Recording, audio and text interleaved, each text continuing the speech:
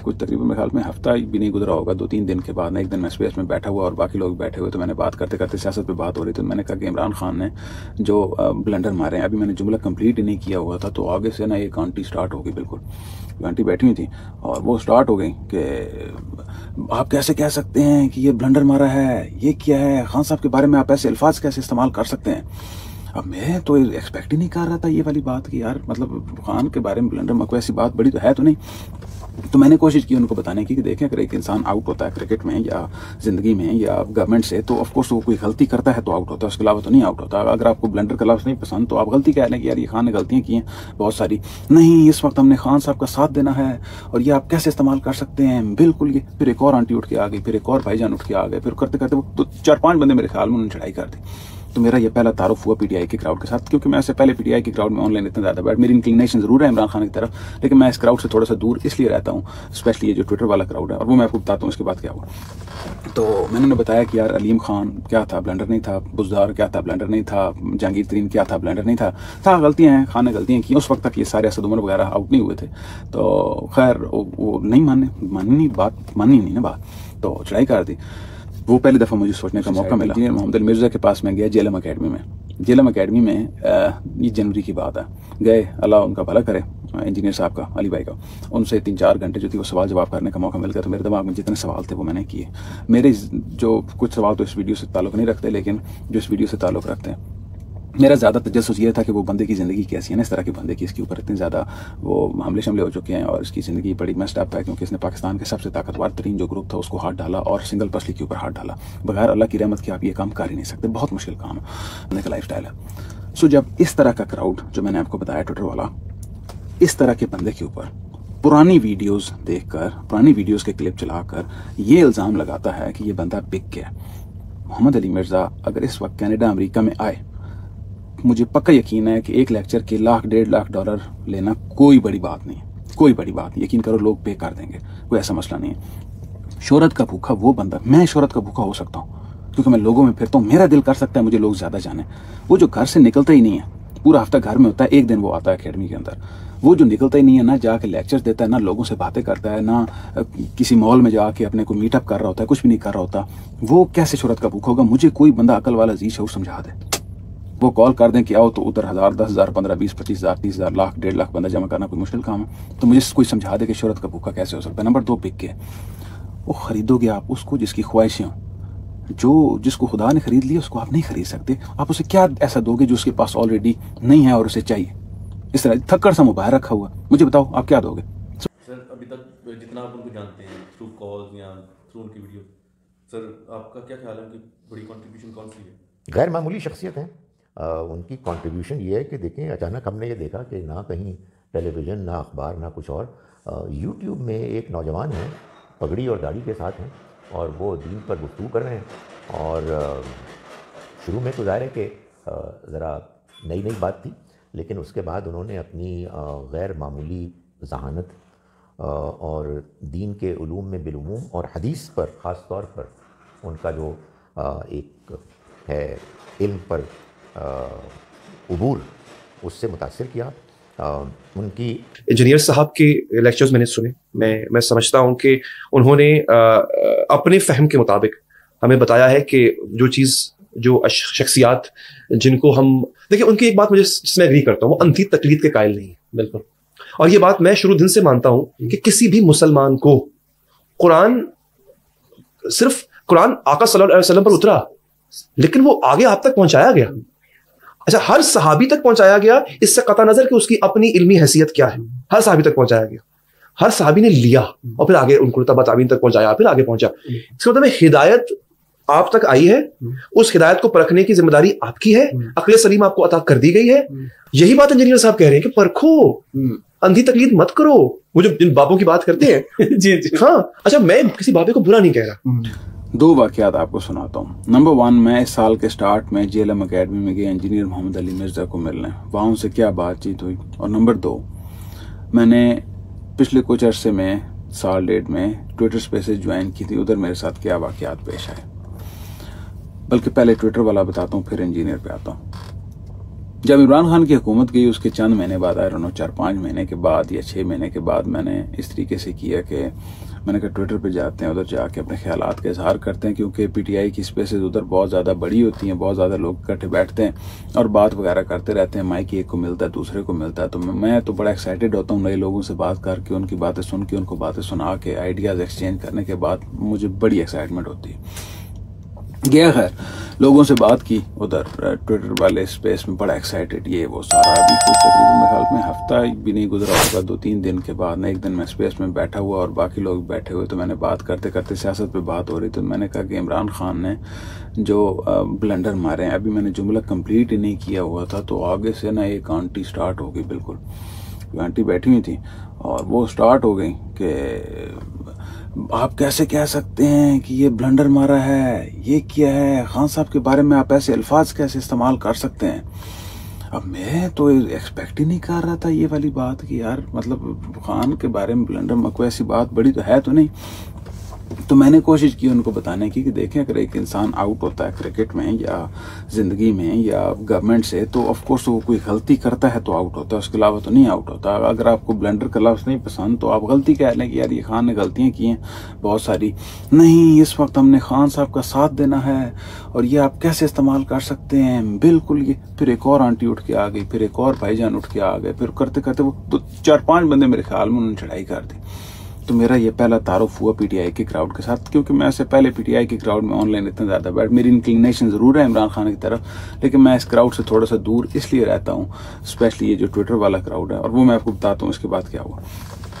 तो मैंने उन्हें बताया कि यार अलीम खान क्या था, ब्लंडर नहीं था, बुज़दार क्या था, ब्लंडर नहीं था, जहांगीर तरीन क्या था, ब्लंडर नहीं था गलतियाँ हैं, खान ने गलतियाँ की। उस वक्त तक ये सारे असद उमर वगैरह आउट नहीं हुए थे। तो खैर वो नहीं माननी नहीं ना बात, तो चढ़ाई कर दी। वो पहली दफ़ा मुझे सोचने का मौका मिला। तो अगले 3-4-5 महीनों में मेरे साथ इस तरह के और बहुत सारे वाक़यात हुए।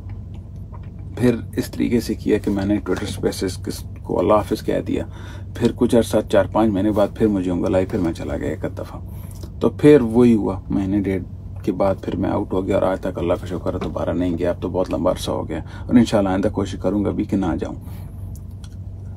ज़रा सी अगर आपने खान के खिलाफ बात की तो क्राउड ने आपको छोड़ना नहीं। ये वो क्राउड है मोस्टली, उसमें जो मर्द और ख़वातीन हैं उनका सारा दिन और कोई काम नहीं सिवाय इसके कि वो अपना जो उनका डेली बेसिस का कोई जॉब लगी हुई है, जो भी लगा, सुबह उठते हैं, कान के अंदर हेडफोन्स ऑलरेडी ईयरफोन्स लगे होते हैं, ट्विटर स्पेस चल रही होती है, उस पर बात हो रही होती है। ट्विटर के क्राउड की बात कर रहा हूँ जो पीटीआई का, बात हो रही होती है, बात होते होते रात होती है, शाम होती है, रात होती है, और उसके ऑफिस में भी लगाए होते हैं कानों के अंदर ईयरफोन्स, और फिर उसी में ही सो जाते हैं लोग। अक्सर लोग सो के खराटे भी मार रहे होते हैं और सुबह उठ जाते हैं।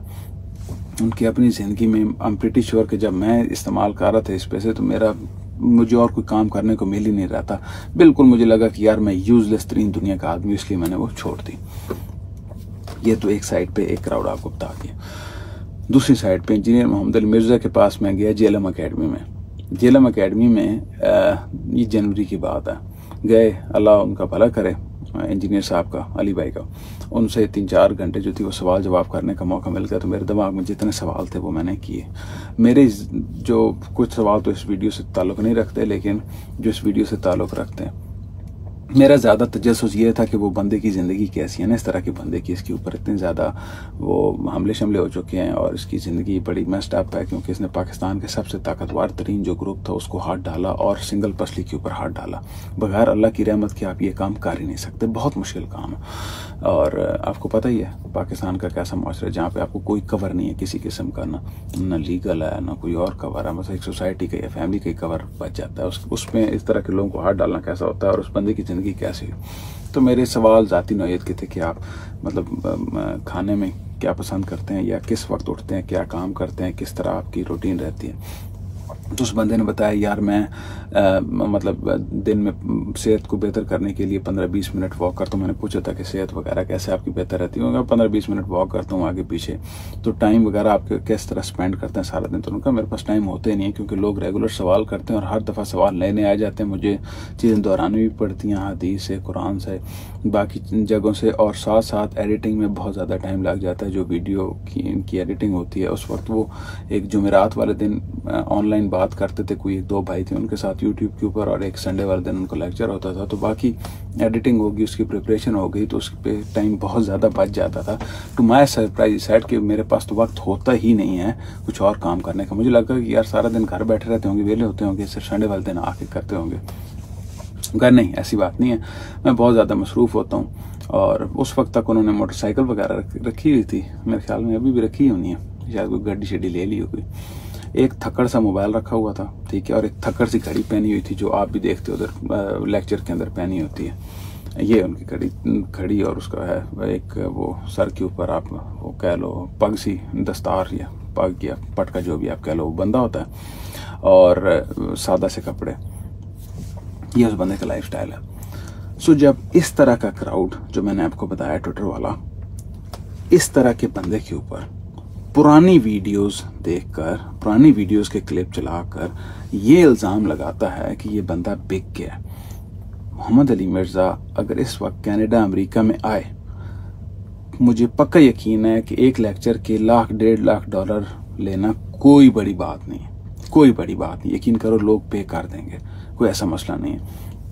शोहरत का भूखा वो बंदा, मैं शोहरत का भूखा हो सकता हूँ क्योंकि मैं लोगों में फिरता हूँ, मेरा दिल कर सकता है मुझे लोग ज़्यादा जाने। वो जो घर से निकलता ही नहीं है, पूरा हफ्ता घर में होता है, एक दिन वो आता है एकेडमी के अंदर, वो जो निकलता ही नहीं है, ना जाके लेक्चर्स देता है, ना लोगों से बातें करता है, ना किसी मॉल में जाके अपने को मीटअप कर रहा होता है, कुछ भी नहीं कर रहा होता, वो कैसे शोहरत का भूखा होगा? मुझे कोई बंदा अकल वाला जी शऊर समझा दे। समझ, अब जरा गौर से सोचो तो सही, कैसे शोहरत का भूखा होगा? 150 पौने 200 बंदा एकेडमी में आ सकता है, या 200-300 जो भी उनकी जो एकेडमी है उसके अंदर लेक्चर सुनने के लिए। अगर वो कॉल कर दें कि आओ, तो उधर 1000, 10,000, 15, 20, 25,000, 30,000, लाख, 1.5 लाख बंदा जमा करना कोई मुश्किल काम है। तो मुझे कोई समझा दे कि शोहरत का भूखा कैसे हो सकता है। नंबर 2, बिक गया। वो खरीदोगे आप उसको जिसकी ख्वाहिशें हों, जो जिसको खुदा ने खरीद लिया उसको आप नहीं खरीद सकते। आप उसे क्या ऐसा दोगे जो उसके पास ऑलरेडी नहीं है और उसे चाहिए? इस तरह थक्कड़ सा मोबाइल रखा हुआ, मुझे बताओ आप क्या दोगे? सो नहीं दे सकते। सो ध्यान से, मैं देखो इमरान खान के हक में मैं पता ही आप लोगों को वीडियोस वगैरह बनाता रहता, काफ़ी मेरी इंक्लिनेशन है इमरान खान, लेकिन ये जो क्राउड है ना, ये अगर इंजीनियर जैसे बंदे के साथ पे इल्ज़ाम लगाए तो ये बहुत गलत बात है। अब जहाँ तक बात रह गई इनकी पॉलिटिकल ओपिनियन की, मैं खुद भी नहीं एग्री करता भाई, मैं खुद एग्री नहीं करता, पर ये कह देना कि यार ऐसे हो सकता है मुझे कल ना समझ आ जाए, हो सकता है इंजीनियर साहब को कल ना समझ आ जाए, हु नोस, नोबडी नोस। तो इस तरह की बातें, इस तरह की और ये जितनी कैंपेन थी ये ऑर्गेनिक नहीं थी।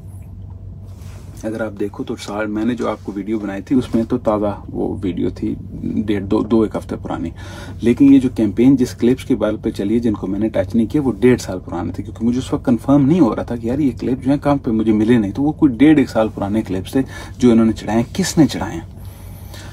जब चूंटियाँ ना, बड़े मज़े का एक मूवी में वो वाकई सुनाता है, डायलॉग उसका कह लो, कि एक जार के अंदर ना, ग्लास या जार नहीं होता जिसके ऊपर ढक्कन होता है, उसके अंदर आप 100 काली चूंटियाँ डालो और 100 लाल चूंटियाँ डालो, तो वो कुछ भी नहीं करती, आराम से बैठी रहती हैं। आप उस जार को शेक करो ना, तो वो चूंटियाँ आपस में एक दूसरे को खाना स्टार्ट कर देंगी। काली चूंटियाँ समझेंगी कि लाल दुश्मन है, लाल चूंटियाँ समझेंगी कि काली दुश्मन है, लेकिन असल में दुश्मन वो वाला बंदा है जो उस जार को या ग्लास को शेक कर रहा। अक्ल इस्तेमाल करो। अस्सलाम वालेकुम। वालेकुम अस्सलाम। सर, हम पिछली कुछ नशिस्तों से शख्सियात को डिस्कस कर रहे हैं। सर, इसी सिलसिले में आज 5वीं शख्सियत जो हमारी है वो इंजीनियर मोहम्मद अली मिर्ज़ा साहिब है। तो सर, बिल्कुल स्टार्ट में मैं ये पूछना चाहूँगा कि हमारी यूथ में इंजीनियर साहिब काफ़ी पॉपुलर है, तो सर आपका कभी उनसे कोई रब्ता हुआ या आपकी कभी उनसे कोई मुलाकात हुई? अगर हाँ में जवाब है तो फिर उसका कुछ वो बताएंगे। अब बराह रास्त नहीं हुई, लेकिन मेरी उनसे टेलीफोन पे बात हुई और उन्होंने ये मेहरबानी फरमाई कि अपना नंबर मुझे दिया और ये मुझे इजाज़त दी कि मैं जब चाहूँ उनसे बात भी कर लूँ और उनको मैसेज कर दूँ। जब मैंने उनको मैसेज किए उन्होंने उसके जवाब दिए, मगर मैंने नहीं ख्याल कि मेरी बराह रास्त उनसे मुलाकात हुई है, मगर मोहब्बत फरमाते हैं, उनकी बड़ी मेहरबानी है। सर, अभी तक जितना आप उनको जानते हैं थ्रू कॉल्स या थ्रू उनकी वीडियो, سر آپ کا کیا خیال ہے ان کی بڑی کنٹریبیوشن کون سی ہے؟ غیر معمولی شخصیت ہیں. ان کی کنٹریبیوشن یہ ہے کہ دیکھیں اچانک ہم نے یہ دیکھا کہ نہ کہیں ٹیلی ویژن، نہ اخبار، نہ کچھ اور، یوٹیوب میں ایک نوجوان ہیں، پگڑی اور داڑھی کے ساتھ ہیں، اور وہ دین پر گفتگو کر رہے ہیں.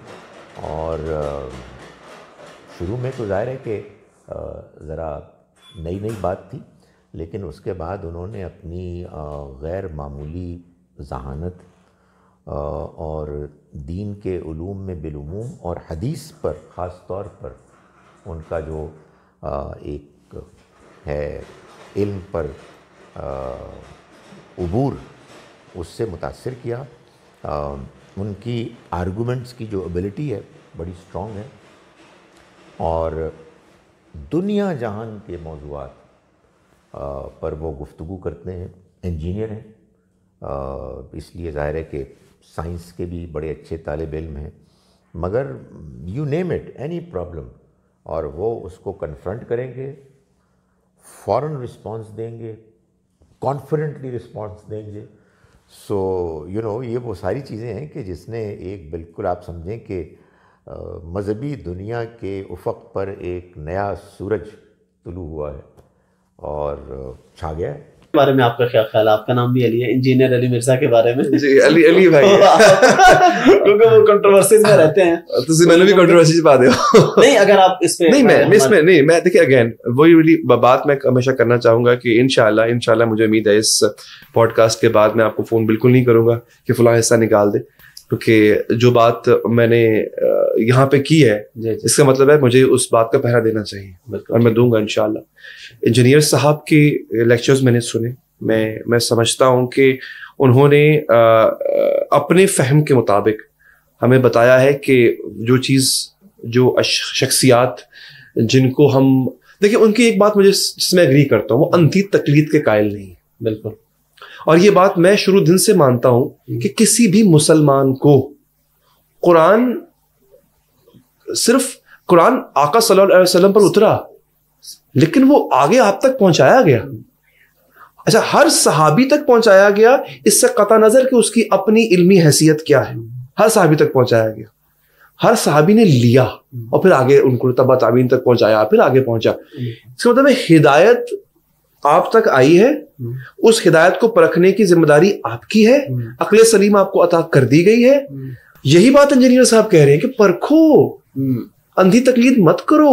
وہ جو جن بابوں کی بات کرتے ہیں جی ہاں، اچھا میں کسی بابے کو برا نہیں کہہ رہا، لیکن کچھ پیرامیٹرز، پیمانے آپ کو بتا دی، قرآن میں احادیث میں بتا دیے گئے، سنت نبی میں بتا دیے گئے، ان پہ پرکھو تو صحیح. جھوٹے بابے کی کیا اوقات ہوگی اگر آپ نے اس پیمانے پہ پرکھا جو آقا صلی اللہ علیہ وسلم نے دے دیا ہے، اور وہ اس پہ پورا نہیں اترا اور وہ دین فروشی کر رہا تھا، اس کی کیا اوقات؟